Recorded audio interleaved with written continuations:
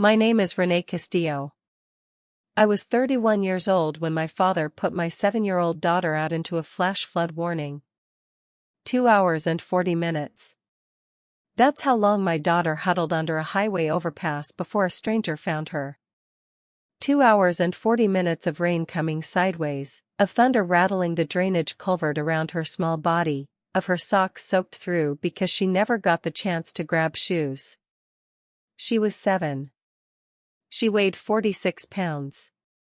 And my father opened the door and told her to walk it off like she was a dog that had chewed up a slipper.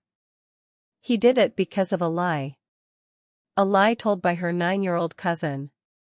A lie my parents never once questioned, because questioning it would have meant admitting who they'd really been protecting the whole time. What happened in that emergency room an hour later, and what my father said the moment he saw me sitting beside her bed, changed everything. But what none of them knew yet was that I had already made the call that would end their version of our family for good. Welcome back to the channel. This is where we talk about the moments that test a family, and the quiet strength it takes to protect the people you love most. If this story speaks to you, drop a comment and subscribe. I joined the Air Force at 18, not because I loved the idea of a flight line and a uniform, but because it was the one door my father couldn't slam shut. Harlan Castillo had a very fixed idea of what his daughters were supposed to become.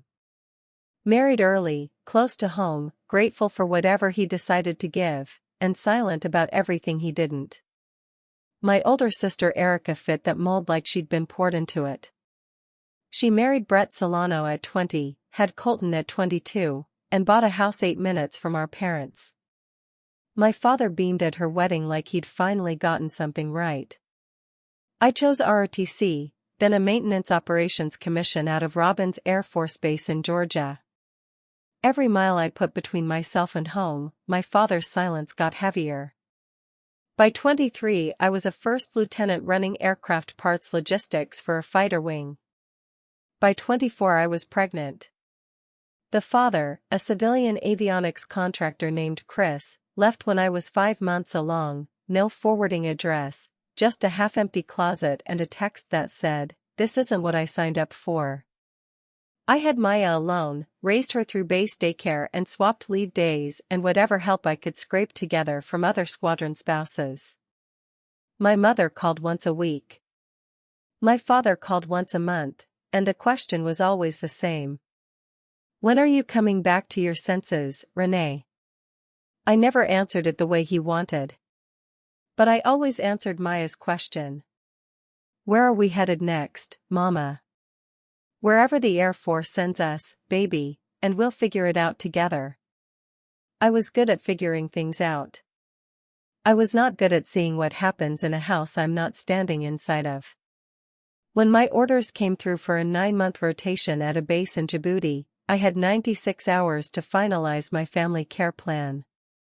Every service member with kids knows that form, Department of Defense standard, you name a caregiver, you sign the guardianship paperwork, you leave your child with somebody you trust, and you get on a plane hoping you chose right. My parents volunteered before I even asked. My mother called the morning after I broke the news. "She's our granddaughter, Renee, of course we'll take her, don't be silly." I remember the relief of it. Maya would be in a house with a big backyard, a school rated well by the county, and 2 grandparents who'd already raised 2 daughters of their own. The alternative was a squadron friend's wife Maya had met exactly once. The choice felt easy. I signed the family care plan naming Harlan and Diane Castillo as Maya's temporary legal guardians. I set up an automatic transfer, $1,100 a month into their account, for food, activities, school costs. My father never once mentioned the money. I later found out he never mentioned it to Erica either. Erica's son Colton was practically a permanent fixture at my parents' house already, a bedroom with a race car bedspread, a toothbrush in the upstairs bathroom, a dresser full of clothes. When Maya arrived with her one suitcase, my mother put her in the den, on the fold-out sofa bed, no curtains on the window, just blinds that didn't quite close. Colton had a room with a trophy shelf and a nightlight in the shape of a rocket ship. Maya had a couch that smelled faintly of the leather cleaner my mother used on it every spring. I didn't know any of that then. Maya never told me. And when I asked my mother if she was settling in okay, she said, "She's adjusting just fine." That was the first lie. It wasn't the last. The night before I deployed, I sat on the edge of Maya's bed in our base housing and pulled a small laminated card out of my jacket pocket, her military dependent ID, her photo on the front, my name printed under it, an emergency number on the back. I clipped it inside the front pocket of her backpack. "What's that for?" she asked. "This tells anybody who finds you exactly who you belong to. No matter where I am, no matter how far away, you show somebody this card and they will call me." She ran her thumb over the plastic. "Even in another country. Even then." She got quiet for a second. Then she said something that should have stopped me cold. "What if Grandpa gets mad again?" "Again?" I set down the duffel I was packing. "What do you mean again?" She picked at a loose thread on her blanket. "Nothing, he just gets loud sometimes." "Loud how?" "Like when Colton breaks something and Grandpa thinks it was me. He yells, but then Grandma says it's fine." I knelt down in front of her. "Has Grandpa ever scared you, baby?" She shrugged, the 7-year-old shrug, the kind that means yes but doesn't yet have words attached to it. I filed it away. Told myself I'd watch closer from overseas. Told myself I'd bring it up with my mother. Told myself my father was strict, not dangerous, and that Maya was safe. I was right about one of those things. By the time I figured out which one, my daughter was under a highway overpass 3 miles from my parents' house. I kissed her forehead. "I'll call every single week, I promise." Promise. I kept that promise. My parents didn't keep theirs. Djibouti was hot, dry, and 8 hours ahead of Georgia. My workdays ran 11 to 13 hours coordinating parts shipments across 2 forward hubs. I scheduled video calls for 6 in the morning my time, which landed right at Maya's lunch period back home. Except the calls never happened at school. My mother insisted on doing them from her kitchen. "Better signal," she said. The real reason showed itself by the second week. My mother was always in frame, hovering behind Maya, tilting the camera, smiling too widely. "How's school, sweetheart?" "Fine." "What did you do today?" "Stuff." "You and Colton getting along okay?" A pause. "I guess." She used to talk for a solid 15 minutes about the praying mantis she'd found on the porch, about the kid in her class who could wiggle his ears, about a hawk that landed on the swing set. Now I got single words and a gaze that kept sliding off camera, like she was waiting for permission to leave. I asked my mother straight out. "Is something going on with Maya? She seems different." My mother waved a hand. "She's adjusting, Renee. Every kid does this when their routine changes, give her time." "Can I talk to her alone next call, without you in the room?" "The signal's better in here, Renee, you know that." I let it go. I shouldn't have. 2 weeks after that, I noticed Maya had stopped saying Colton's name at all. It used to be, "Colton and I built a fort," or "Colton showed me his rock collection." Now there was just quiet when I asked. "You and Colton doing all right?" She looked down at her hands. "Yeah." "You sure?" "Can I go, Mama? Grandma says lunch is ready." I let her go. I shouldn't have. The care package showed up on a Wednesday, a cardboard box with my mother's handwriting slanting across the label. Inside, a bag of Maya's favorite sour candy, a photo from a school assembly, and a folded piece of construction paper. I unfolded the drawing. Stick figures on the left side of the page, a tall man, a woman with curly gray hair, a smaller woman holding hands with a boy, all clustered together, smiling, bright crayon, red and yellow and blue. On the right side, one small figure alone, no smile, dark hair, standing apart, nobody's hand touching hers. At the bottom, in careful 7-year-old handwriting, my family. I sat on my cot and stared at it a long time. My daughter had drawn herself outside her own family. I called home that same hour. My father picked up, that edge already in his voice, the one that meant I'd interrupted his evening. Is Maya there? She's out back. What do you need?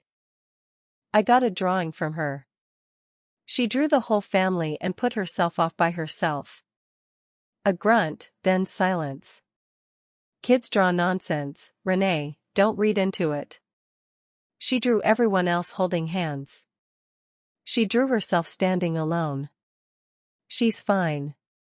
Your mother takes good care of her.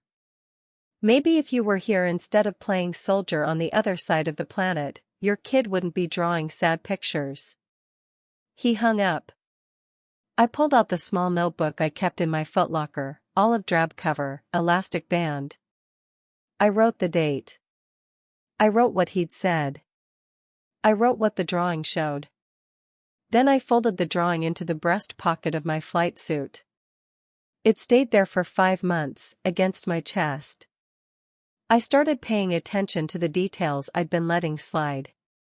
Maya's school ran an online parent portal, attendance, teacher notes, after-school pickup logs. I checked it every morning before my shift. Colton Solano, picked up by Renee Castillo, 3:10 every day, car line, like clockwork. Maya Castillo, enrolled in extended care, pickup listed at 5:45, emergency contact on file, my mother, not my father. He hadn't even bothered putting his name on her paperwork. I called the school office. The woman who answered was kind. Maya's doing fine academically. Quiet, though. Very quiet. Does somebody pick her up on time? She's in the aftercare program, her grandmother gets her around 5:45, sometimes closer to 6. Colton left at 3:10. Maya waited nearly 3 extra hours every single day. Colton's birthday fell in September. I saw the pictures on Erica's social media, 18 kids, a rented bounce house, a cake shaped like a football, my parents grinning behind a table stacked with presents they'd clearly paid for. Maya's birthday was in December. My mother texted me one photo. Maya at the kitchen table, a grocery store sheet cake, no candles lit, no friends, just my mother standing behind her holding a paper plate with a slice cut for her. I called that night. Why was Maya's birthday so different from Colton's? We'd already spent a lot that month, Renee, and Maya said she didn't want a big thing. She's 7, what 7-year-old doesn't want a party? Colton lives here full-time, Maya's only temporary. Temporary. She used the word like a fact and not a blade, but it cut just the same. And I understood, sitting in that hot little room with the sand blowing against the window, that in my parents' house my daughter was a guest, and Colton was the grandchild. I sat down at the comms terminal at 3 in the morning and typed up a 2-page hardship reassignment request, single-spaced, fax only. Military regulation allows early return when family care plan conditions materially change. I cited documented concerns about my designated caregiver's treatment of my dependent, attached the aftercare pickup log, the drawing, scanned front and back, and the school office contact information. My squadron commander, Lieutenant Colonel Ferris, read it the next afternoon, called me into his office, sat me down. Castillo, is your daughter safe? I don't know, sir, and that's exactly the problem. He signed off that same day and pushed it up the chain. Then I called Major Denise Okafor, judge advocate. We'd worked together at Shaw 3 years earlier. she owed me a favor for covering a parts audit when her son had his appendix out. Okafor, I need legal advice, off the record for now. Talk to me. My parents are my designated caregivers. I think there's favoritism, maybe neglect, I need to know my options. She didn't hesitate. Document everything, screenshots, school records, timestamps. If this ever goes legal, you want a paper trail that starts before anything happens, not after. Nothing's happened yet. Then you're already ahead. Stay there. I spent the next 2 months building a file. Every call logged, every drawing scanned, every text from my mother saved into a folder labeled simply, home. I didn't tell my parents I'd requested early return. I didn't tell Erica. I told no one but Okafor and Ferris. 2 months of paperwork. 2 months of waiting. And then, 3 weeks before my reassignment finally came through, Colton told the lie that changed everything. I trusted my parents with the most important person in my life, and for over a year I missed the signs that my daughter was disappearing inside her own family. If you've ever had that gut feeling that something was wrong but couldn't prove it yet, stay with me. Drop a comment and let's keep going. Colton had been lying about Maya for months, I just didn't have the full shape of it until later. The first lie was small, a broken tablet screen.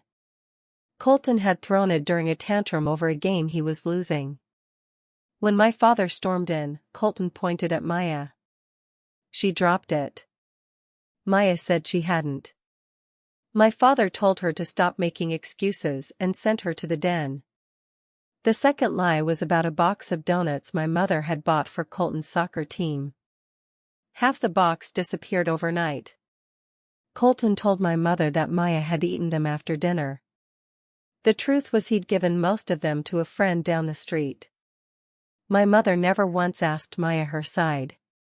She just said, "You need to learn some self-control, young lady." The third lie was worse. Colton told his teacher Maya had shoved him at recess. The school separated them for a week. When the counselor looked into it, no witness could back up his story, but the separation had already happened, and Maya ate lunch alone for 5 straight days. Same pattern every time. Colton spoke. Adults believed. Maya denied. Adults dismissed. My mother once told her, "Don't be a tattletale, nobody likes a kid who makes up stories." So Maya stopped telling anyone anything. She drew instead. I learned most of this from the school counselor, Mrs. Yuba, who'd been meeting with Maya once a week since October.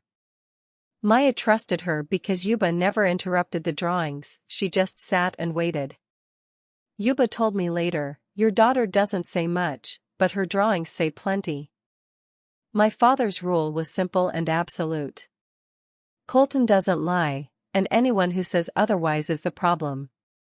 My mother kept a small collection of rare coins that had belonged to her own father, a coin collector his whole life, silver dollars, and a few gold pieces in a felt-lined display case on the bookshelf in the den, worth somewhere north of $300, and worth a great deal more than that to her personally.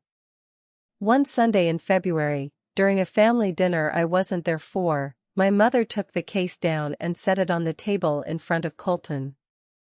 "This was your great-grandfather's," she said. "Someday when you're old enough, I'll pass these down to you." Colton's eyes went wide. He reached in and my mother let him hold a few, turning them over in his fingers while she watched like she was witnessing something sacred. Maya, sitting across the table, asked quietly, "Can I hold one too?" My mother didn't even look at her. "Not right now, sweetheart, you might drop one." Colton smirked. Maya folded her hands in her lap. Erica, sitting beside Colton, leaned toward my mother and said, just loud enough for Maya to hear, "You know how Maya is with things, remember the lamp?" The lamp, a ceramic table lamp Colton had knocked over roughhousing in the den. He'd told my parents Maya bumped into it. They believed him. My mother spent the rest of that dinner reminding Maya to be careful around other people's belongings. After dinner, Maya went to the den, sat at the little desk in the corner, and drew. She didn't come out until my mother called her for a bath. Nobody checked on her. Nobody asked what she'd drawn. Nobody noticed she'd gone quiet again. Mrs. Yuba called me on a Saturday morning, 5 in the evening her time. I was eating in the chow hall when my personal phone lit up with a Georgia number I didn't recognize. Lieutenant Castillo, this is Aisha Yuba. I'm the counselor at Wren Hollow Elementary. I work with Maya. I stepped outside. The air smelled like diesel and dust. Is she okay? Physically, yes, but I wanted to talk to you about some patterns I've been noticing. She told me Maya had grown increasingly withdrawn since January, didn't play with the other kids at recess anymore, sat in the corner of the cafeteria and drew, flinched when adults raised their voices nearby. Then Yuba said something that made me grip the phone hard enough to hurt. She told me her grandfather says she's not a real Castillo. I closed my eyes. The heat pressed against my face. He said that. Those were her exact words. She said he told her real Castillos don't steal and don't lie. Not a real Castillo. My father had said something close to that to me the day I told him I was enlisting, standing in the kitchen of the house I grew up in. Real Castillos stick with their family, you're walking out on all of it. Now he was saying it to my daughter, 7 years old, 46 pounds, telling her she didn't belong. Yuba went on, I'm not required to file a formal report yet, but I wanted you aware. Thank you. Can you send me your session notes? I'll give you my military email. I hung up, forwarded the voicemail to Okafor, added 3 more lines to the green notebook. My father had learned nothing in 20 years, and my daughter was learning all the wrong lessons in one. I called Erica the next day. Told myself it would be a sister-to-sister conversation, calm, honest, 2 mothers talking about what was best for their kids. It lasted about 4 minutes. Is Maya doing okay at mom and dad's? Her counselor says she's been withdrawn. Erica sighed, loud enough to make sure I heard it. She's fine, Renee, she just needs to learn her place. Colton's been there longer, he knows the routine. She needs to learn her place. I let those words sit for a full 3 seconds before trusting my own voice. What does that mean, Erica, learn her place? It means your daughter walks around that house like a guest instead of pitching in. Colton helps Dad in the garage. He sets the table without being asked. Maya sits in her room and draws. She's 7. Colton was doing chores at 7. Colton has 2 parents and a real bedroom. Maya's on a fold-out couch. Silence. Then Erica said the thing I wasn't ready for. I told Mom and Dad maybe you should just let them take permanent guardianship of Maya. You're never around anyway, she needs stability, a real family environment. My throat went tight, not from sadness, from the effort of keeping my voice level. Take my daughter. I'm just saying what everyone's already thinking. I hung up without another word, opened my laptop, pulled up the base legal assistance portal, and started drafting notes for a formal custody review. My own sister wanted our parents to take my child, said it out loud like it was reasonable, like my motherhood was a leash she'd decided had run out. I decided that night that when I came home, I'd come home armed, not with anything dangerous, with paperwork. 3 weeks later the reassignment came through. I was going home. Lieutenant Colonel Ferris handed me the orders in his office with a look that was half relief, half worry. Castillo, whatever's going on back there, handle it, your kid needs you more than the flight line does. I packed my footlocker in under an hour, green notebook, laptop, phone charger, Maya's drawing still in my breast pocket. Everything else could stay behind, Army issue or not. My flight left Djibouti before dawn, 16 hours of layovers and turbulence. I landed in Atlanta at 2:30 in the afternoon. Rented a car with my military ID. Drove to a Hampton in 11 minutes from my parents' house. I didn't call them. I didn't drive past. I sat on the hotel bed with my phone and called Okafor. I'm stateside, landed 2 hours ago. Good. Your family care plan revocation is drafted, I can file it Monday first thing. What happens after you file? Your parents lose designated caregiver status, guardianship reverts to you immediately. If they refuse to hand her over, we go to family court. And if something happens before Monday, then we file emergency. But Renee, let the process work. If you confront them now, they'll play the victim. Your father will call you unstable, your mother will cry, your sister will tell everyone you abandoned your daughter and now you're attacking the people who stepped up. She was right, and I knew it. Don't tell anyone you're back yet, go to the school first, talk to the counselor, build your case in daylight. I was coming home, but not as their daughter this time. I was coming home as Maya's mother, and my parents were about to learn there's a difference between those two things. I drove to Wren Hollow Elementary the next morning, a Thursday, 9:15. Mrs. Yuba was waiting for me with a thick manila folder, Maya's name written on the tab in blue ink. Thank you for meeting me, I said. I've been hoping you'd show up. She opened the folder on her desk, 7 months of drawings arranged by date. September, Maya and Colton at a table. Both smiling, ordinary. October, the family together, Maya drawn slightly to the left, still smiling, a small gap opening between her figure and the rest. November, Maya's figure smaller, everyone else taller, no hands touching hers. December, a large circle for a face, red crayon, mouth wide open, a tiny figure below it with blue dots for tears. January, Colton's birthday, a boy ringed with balloons and presents, and in the corner a small girl with dark hair, an X scratched over her whole body. February, just 2 figures, one small, one tall wearing blue, holding hands, captioned in wobbly letters, what I want. I turned that last one over in my hands 3 times. Yuba said quietly, she drew you in your uniform. I know. She stopped including her grandparents after December. I photographed every drawing, front and back, dates visible, then photographed 12 pages of Yuba's session notes and sent the whole file to Okafor. Then I sat in my rental car in the school parking lot and cried, the kind that starts in the chest, not the eyes, the kind where your hands lock onto the wheel because letting go might mean you don't stop shaking. 7 months overseas, 7 months of double shifts and satellite calls, and she's adjusting just fine. Those drawings were going to speak louder than anything I could ever say in a courtroom. That afternoon I parked across from my parents' house, 3:45, bus due any minute. Colton came first. My father walked out to the curb, ruffled his hair, took his backpack, said something that made him laugh. They went inside together, door left open. 20 minutes later the second bus came.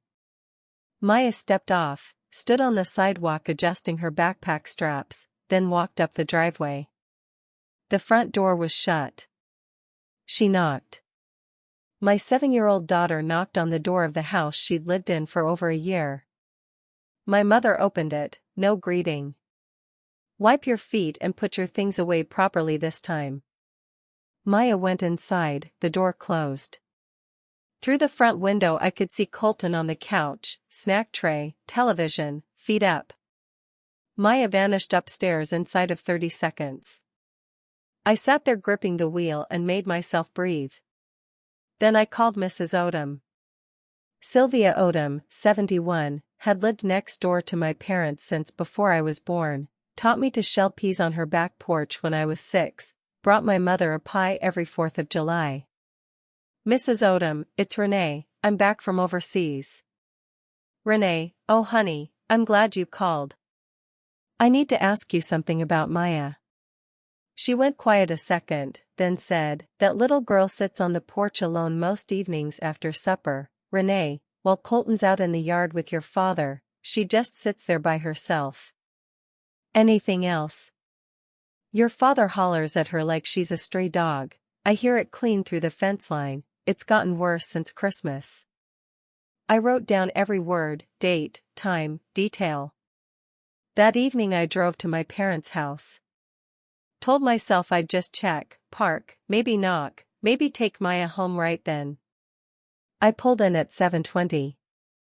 Kitchen light on, television flickering blue in the front window. Then I heard it, my father's voice loud enough to carry through the door. "I told you to clean up after supper, Colton doesn't need telling twice." Maya's voice, small and careful. "I did clean up, Grandpa. Don't talk back to me. Go upstairs and stay there till you can behave." A pause, the creak of stairs, then nothing. My hand found the door handle. Every part of me wanted to walk up those steps and carry Maya out without a single word to my father. But Okafor's voice was louder in my head than my own anger.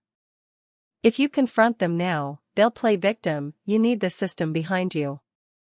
I closed my eyes, took my hand off the handle, backed out of the driveway, drove 3 blocks, pulled over. That was the hardest U-turn of my entire life. I called Okafor from the hotel parking lot. "File the revocation first thing tomorrow, I want it on record." Done, submitted by 0900. "Okafor, what if something happens before then?" "Then you call 911, and you call me, in that order." I lay in that hotel room and stared at the ceiling, 10 hours until morning, 10 hours until paperwork, 10 hours of trusting nothing would go wrong. I didn't get 10 hours. Because the storm rolled in that night. Here's what happened inside my parents' house that evening. I pieced it together later from Colton's interview, from Mrs. Odom, from my mother's own tearful account. Around 8:15 my mother went to get the coin case down off the shelf to show a neighbor who was stopping by the next day.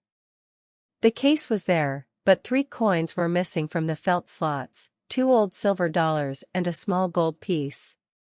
She checked the shelf, the drawer beneath it, the end table.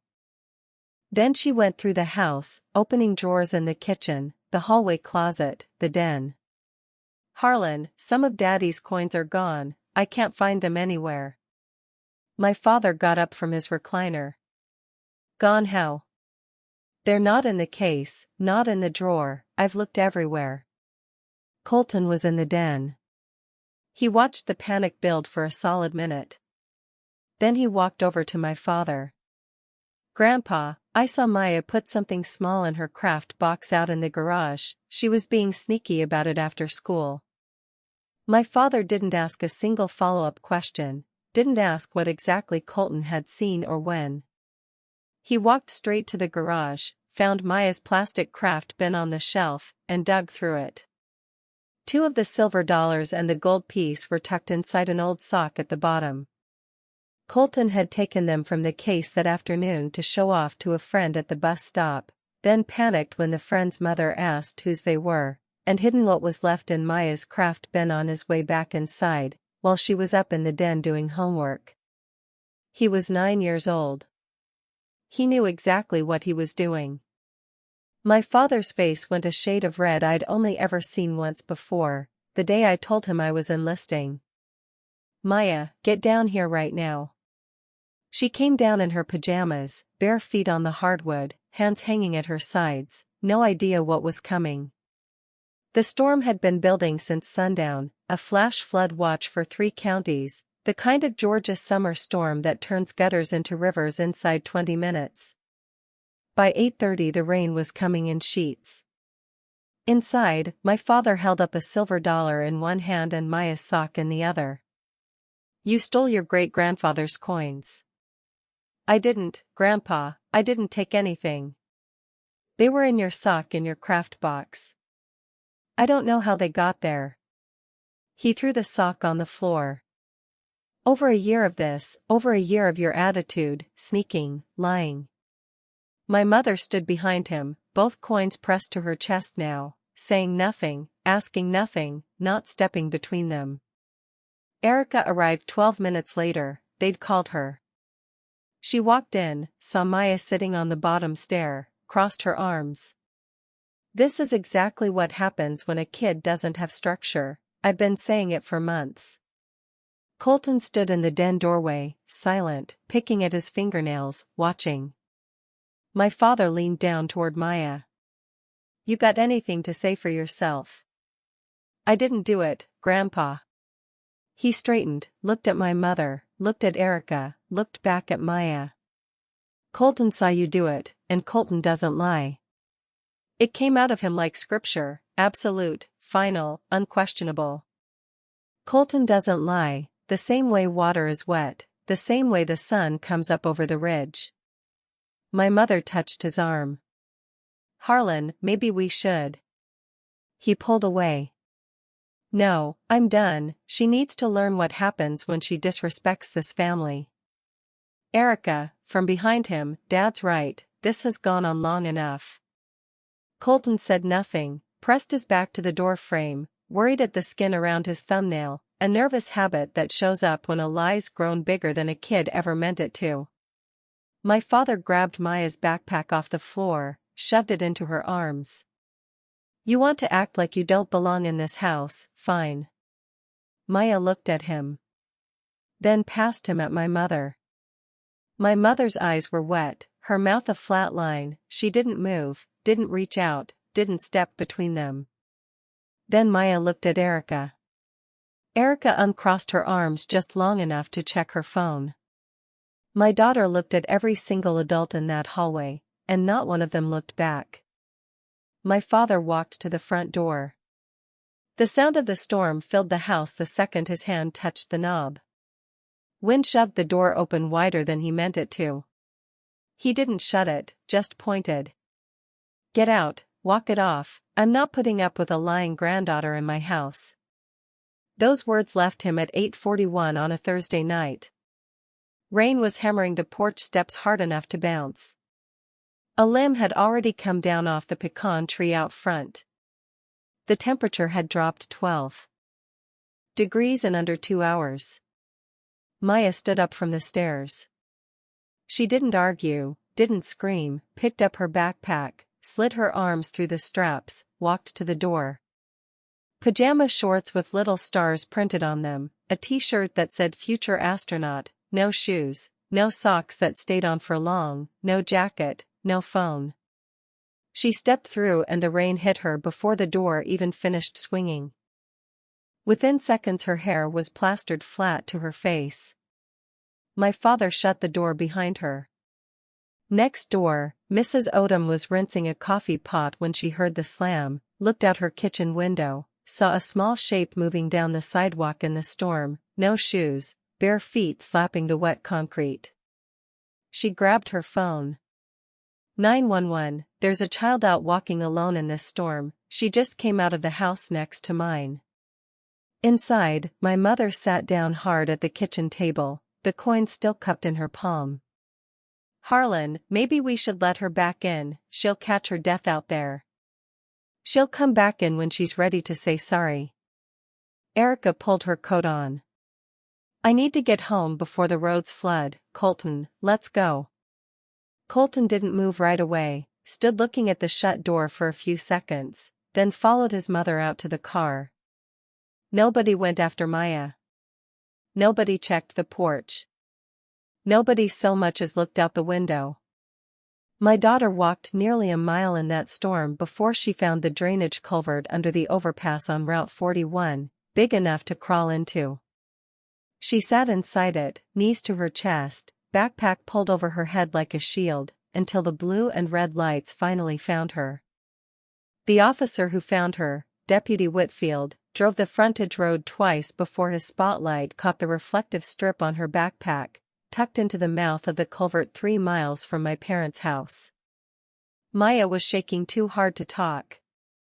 The soles of both feet were scraped raw from running on wet asphalt. Her lips had gone faintly blue. She was holding her backpack against her chest with both arms. Whitfield wrapped her in a thermal blanket from his trunk and called for an ambulance. EMS arrived in 11 minutes, transported her to Coastal Plain General. Mild hypothermia, abrasions on both knees and both soles, dehydrated, heart rate up. Not critical. Not okay, either. At the hospital, a nurse checked Maya's backpack for ID. In the front pocket, tucked in the same slot my mother had once rifled through looking for hidden candy, was a small laminated card. Military Dependent ID, Maya Castillo, Emergency Contact, First Lieutenant Renee Castillo. The nurse dialed the number at 9:44. I was sitting on my hotel bed 11 minutes away, counting down the hours until Okafor could file the paperwork, when my phone lit up with a local number I didn't know. "This is Coastal Plain General, we have your daughter, Maya Castillo. She was brought in by the sheriff's department about 20 minutes ago."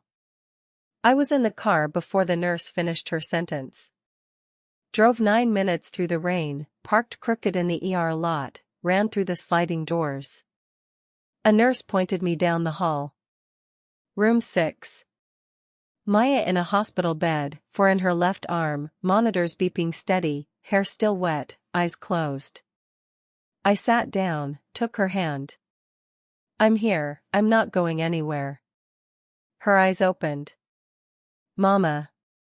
"Right here, baby, right here." In her other hand, crumpled tight against her palm, was a drawing.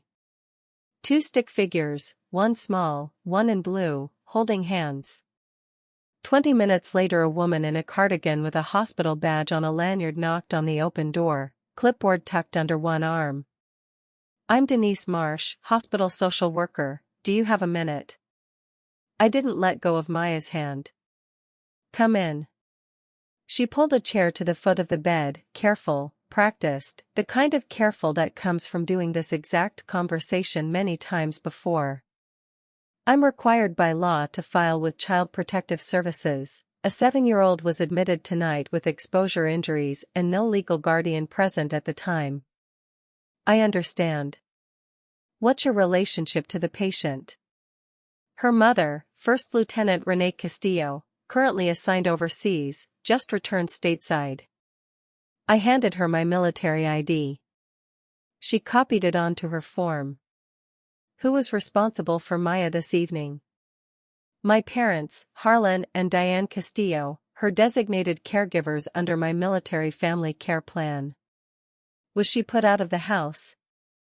"I believe so. The neighbor who called it in, Sylvia Odom, lives next door. She'll confirm what she saw and heard."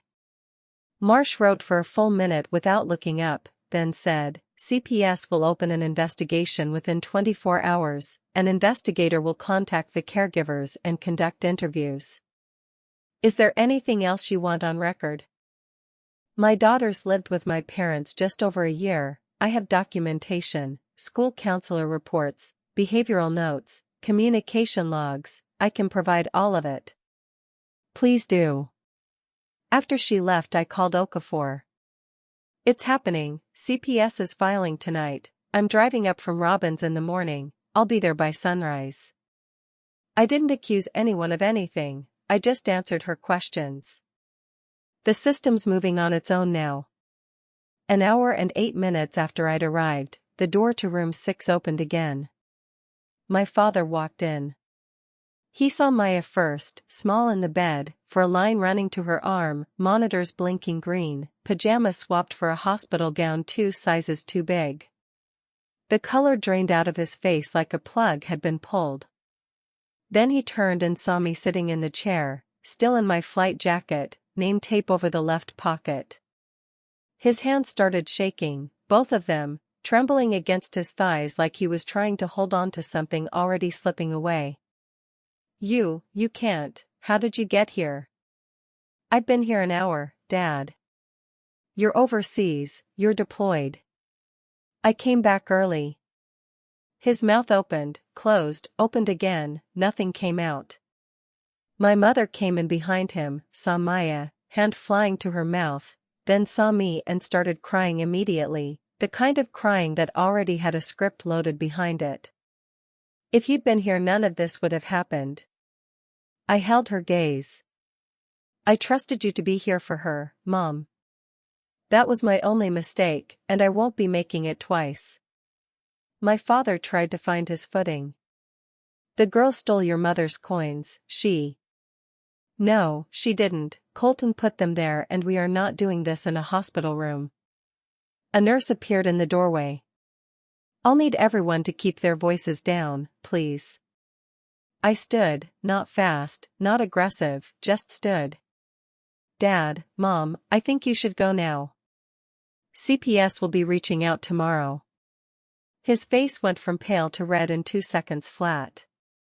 CPS, you called CPS on your own parents. The hospital did. That's what happens when a 7-year-old ends up in the ER during a flash flood with no guardian present. He opened his mouth to argue. I waited. He shut it. They left without another word. My mother's crying carried down the hallway long after the elevator doors closed. The hospital went quiet after midnight, fluorescent lights dimmed low, somebody's monitor beeping down the corridor in a slow patient rhythm. I pulled my chair close and rested my arms on the bed rail. Maya woke around 1 a.m, looked at me like she wasn't sure I was really there. Am I in trouble?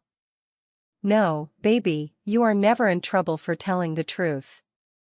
She was quiet a while, then said, so small it barely reached the pillow, Colton put the coins in my craft box. I saw him do it after school. He thought I was upstairs, but I was on the landing. I saw. Why didn't you tell Grandpa? Because Grandpa never listens when it's about Colton. I smoothed her hair back, still damp at the roots. I know, and I'm going to make sure the right people listen this time. Her eyes closed, breathing slowed, her grip on my hand loosened but never let go. I sat in the dark a long time after that, listening to the monitors, watching the 4-count seconds. Then I opened my laptop and typed an email to Okafor. Subject line, Evidence Package, CPS Investigation Castillo. I attached the counselor's session notes, the scanned drawings, Mrs. Odom's number and account, the hospital intake form, my family care plan paperwork, every screenshot, every log, every line out of the green notebook. I'd spent over a year trusting the wrong people with my daughter. Sitting in that hospital chair, I started trusting the right ones. 70 hours later, my parents walked into a room they never expected to see. My daughter had been in a hospital bed because the people I trusted most had put her out into a flash flood. I didn't scream. I didn't threaten. I let the system do exactly what it was built to do. If you know what it costs to stay calm when everything in you wants to break, this next part is for you. Keep watching.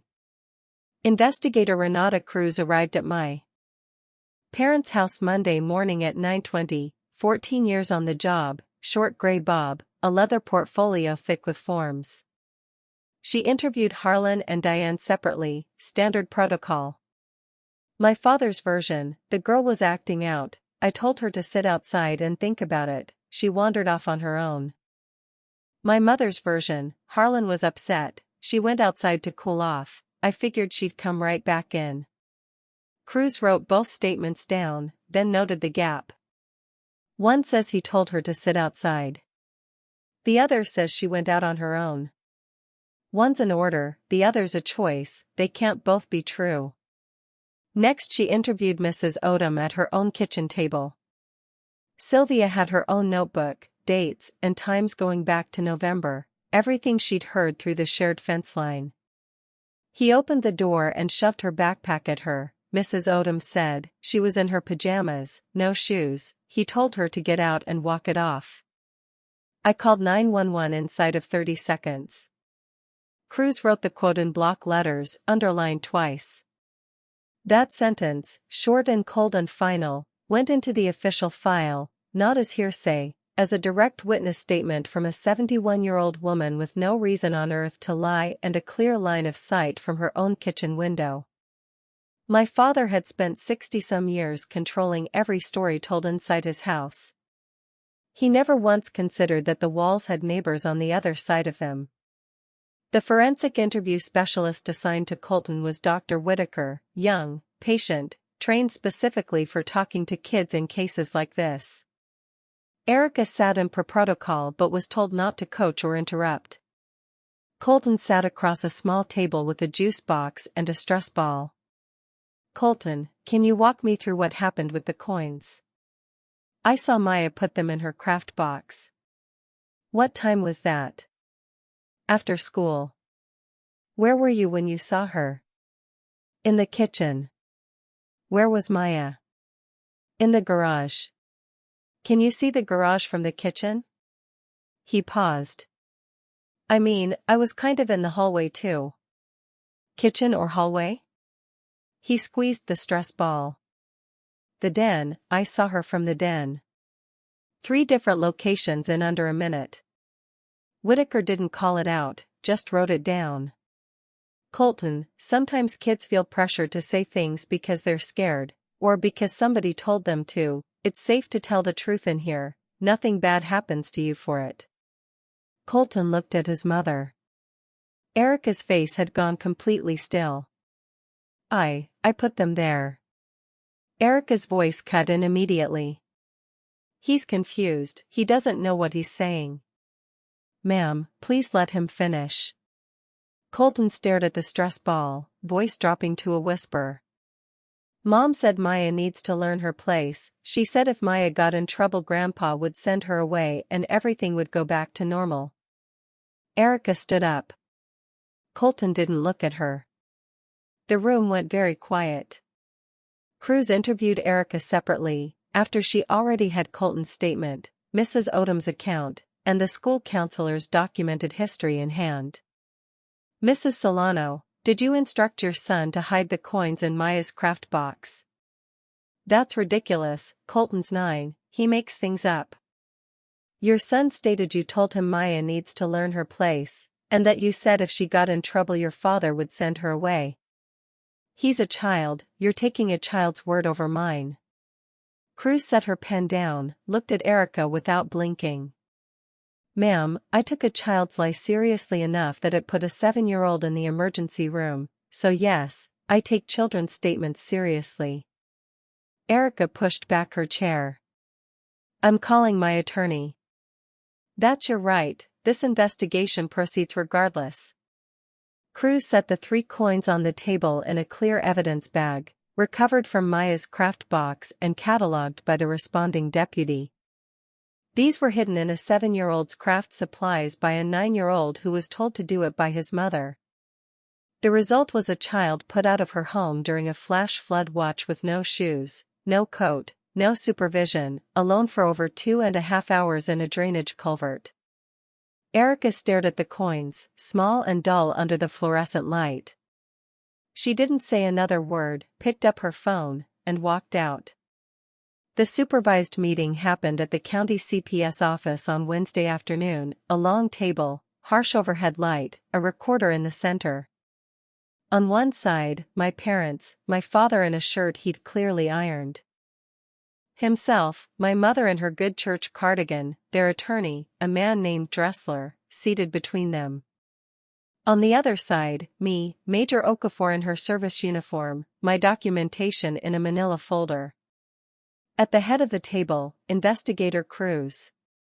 Erica wasn't present, she'd refused to come after Colton's interview. Cruz opened with her findings, the inconsistent statements, Colton's admission, Mrs. Odom's account, 6 months of school documentation, hospital records confirming Maya's injuries. My father tried to cut in twice, Dressler put a hand on his arm both times. The 3rd time he couldn't hold it. This is a family matter, you're turning a discipline issue into. Mr. Castillo, a 7-year-old was hospitalized for hypothermia, this is a child welfare matter. My mother started crying, quiet tears tracking down the lines of her face. We love Maya, we made one mistake.